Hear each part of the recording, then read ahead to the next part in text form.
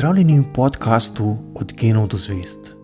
Moje ime je Sašo Dolenc in pripovedoval vam bom zanimive zgodbe iz sveta znanosti.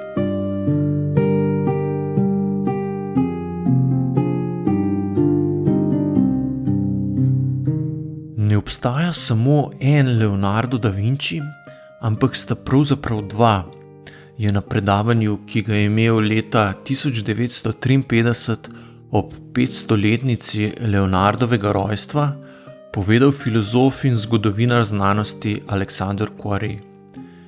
Na eni strani imamo genialnega renesančnega umetnika in inženirja, ki nam je zapustil mnogo čudovitih umetnin in izumov. To je Leonardo kot javna osebnost, ki jo poznamo iz umetnostno-zgodovinskih pregledov.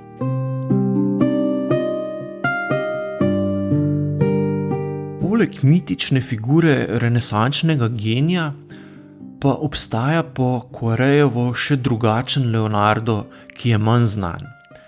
To je zasebni Leonardo, kot ga lahko spoznamo skozi zapiske, ki jih je pisal na pol šifrirano, se jih lahko beremo le v ogledalu, širša javnost pa jih vrsto let sploh ni poznala.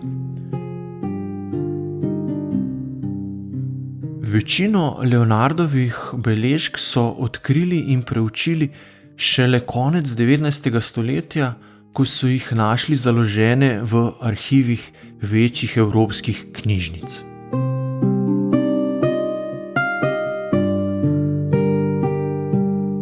Pravkar mineva 500 let od Leonardove smrti 2. maja 1519 in ob tej obletnici lahko ugotovimo, da se je zadnja desetletja na osnovi popularnih knjig, dokumentarcev in televizijskih serij vzpostavila spet nova javna podoba Leonarda. Tokrat ga večinoma prikazujejo kot običajnega človeka iz mesa in krvi, ki pa ni izvrstno obvladal le svoje obrti, ampak tudi trženje svojih dosežkov.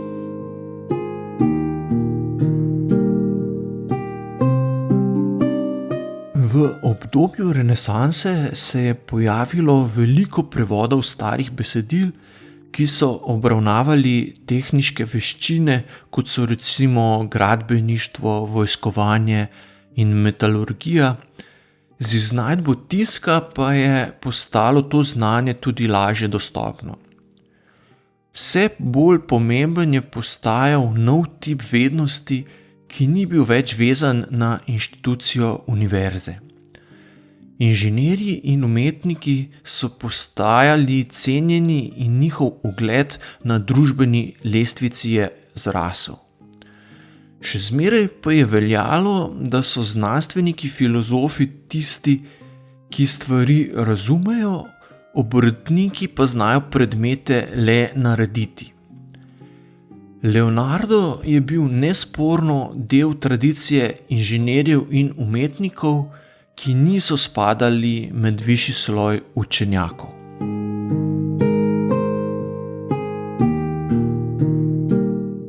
Rodil se je v mestecu Vinči blizu Firenc. O njegovi materi Katerini vemo zelo malo. Najverjetneje je bila doma iz sosednjega mesteca, med nosečnostjo pa je bila stara le 15 let. Leonardo oče je bil 25-letni notar Ser Piero da Vinci, ki je izhajal iz razmeroma ugledne in premožne družine. Večino časa je preživel v Firencah, le poleti se je pred vročino zatekel nazaj na podeželje. Sredi poletja 1451 je tako najverjetneje spoznal dekle z imenom Katerina, s katero sta imela kratko romanco, vendar o poroki nista razmišljala. Leonardo se jima je rodil 15. aprila 1452 ob 3. uri noči, kot je vestno zabeležil dedek po očetovi strani. Zgodovinarji iz tega zapisa sklepajo, da se je Leonardo najverjetneje rodil v hiši očetove družine, saj dedek sicer ne bi tako natančno zabeležil rojstva vnuka in naštel vse prisotne sorodnike in znance. Očetova družina je s Katarino kmalu zatem, ko je rodila Leonarda, sklenila nekakšen dogovor in jo izplačala. Oče Piero se je le nekaj mesecev po sinovem rojstvu poročil s 16-letno Albiero iz ugledne florentinske družine, Katarina pa se je kmalu zatem poročila s Pekovim sinom Antonijem, s katerim je imela nato še 5 otrok. Leonardo je ves čas živel pri očetovi družini. Ker je bil zunajzakonski otrok, so mu bila marsikatera karierna vrata zaprta, a oče mu je vseeno omogočil, da je pri 14 postal vajenec v delavnici Andrea del Verrocchia, takrat najboljšega izdelovalca umetnin v Firencah. Več let se je Leonardo tako izpopolnjeval v najrazličnejših praktičnih veščinah, njegovi sošolci pa so bili drugi pomembni renesančni umetniki, med katerimi je verjetno najbolj znan Sandro Botticelli. Kot izhaja iz ohranjenih dokumentov, so Leonarda leta 1476 še nekaj drugimi imeni anonimno prijavili oblastem, da prakticira sodomijo, kot so takrat označevali homoseksualne odnose, a kazni zaradi sorodstvenih vezi enega od soobtoženih z družino Medičejcev niso izrekli. Ta prijava na Leonardovo kariero na srečo ni vplivala, saj je kot mlad umetnik po končanem vajeništvu v Firencah z očetovo pomočjo odprl svojo delavnico in začel služiti z naročili. Vendar mu delo mladega obrtnika, ki je moral biti ustrežljiv do kapric različnih naročnikov, ni najbolj ustrezalo. Želel si je, da bi imel kakšnega bogatega mecena, ki bi mu dal več svobode in časa, da bi lahko uresničil svoje inovativne ideje. Leta 1482 je zaslutil, da se mu je morda odprla življenjska priložnost. Lorenzo de Medici je pri njem naročil izdelavo srebrne lire v obliki konjske glave, ki jo je nameraval podariti milanskemu vojvodi Ludoviku Sforzi. Ta je takrat pri sebi zbiral nadarjene obrtnike, da bi preoblikoval mesto in ustvaril nekakšne nove Atene.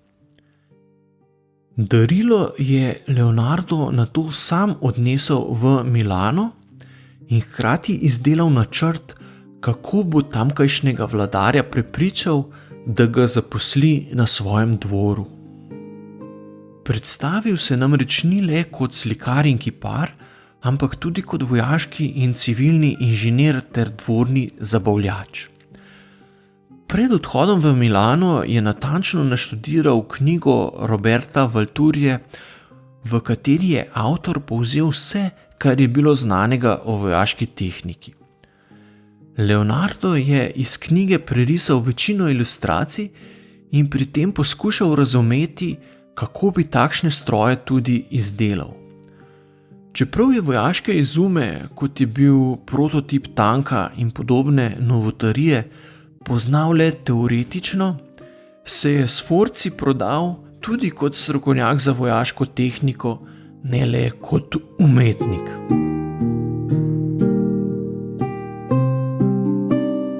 V Milanu je ostal dolgo vrsto let in ustvaril veliko pomembnih del. Goste zabav na dvoru je razveseljeval z mehanskimi igračami in čarovnijami, v jedilnici dominikanskega samostana ob cerkvi Santa Maria de la Gracia pa je naslikal slavno fresko Zadnja večerja. Vse skozi je veliko študiral tako iz knjig kot z opazovanjem narave. Med drugim je natančno študiral tudi človeško anatomijo. Seciral je trupla in skiciral zgradbo človeškega telesa, pri čemer ga je še posebej natančno zanimalo, kako ljudje zaznavamo okolico. Svoja spoznanja je vestno zapisoval v beležke, ki jih je nameraval nekoč preoblikovati in objaviti v knjigi, a mu to žal ni uspelo.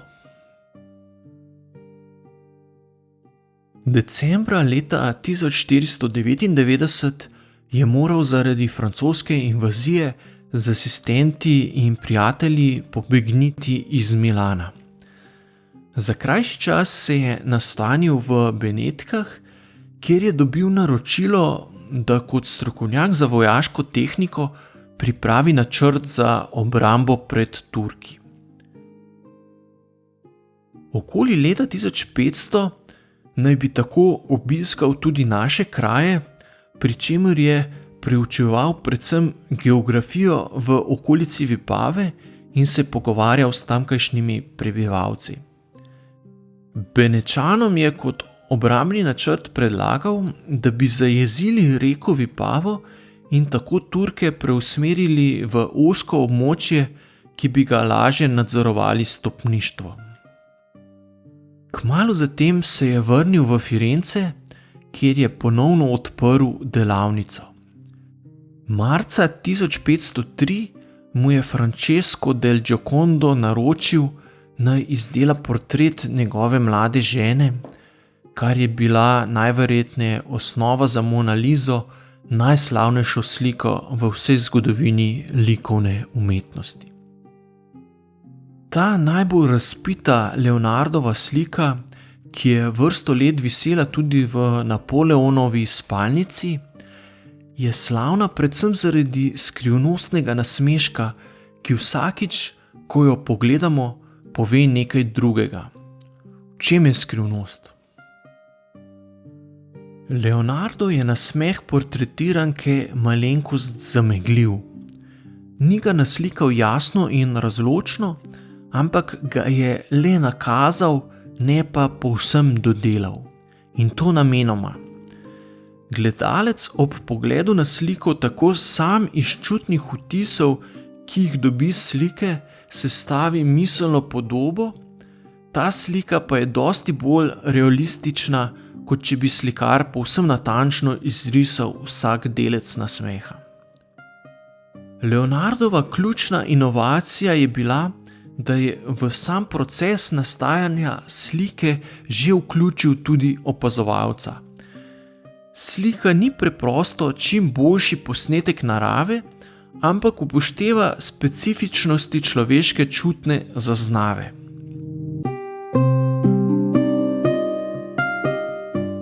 Leta 1513 je Leonarda papež Leon X, ki je bil iz družine Medičejcev, povabil v Rim, kjer je ostal nekaj let.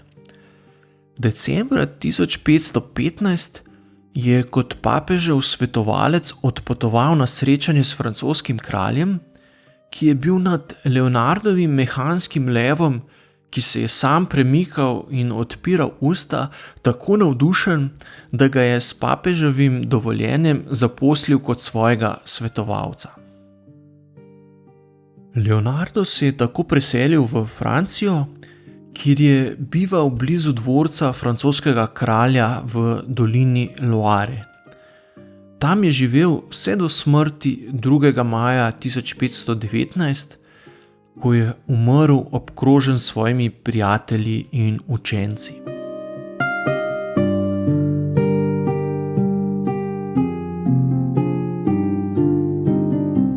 To je bil podcast Od genov do zvezd.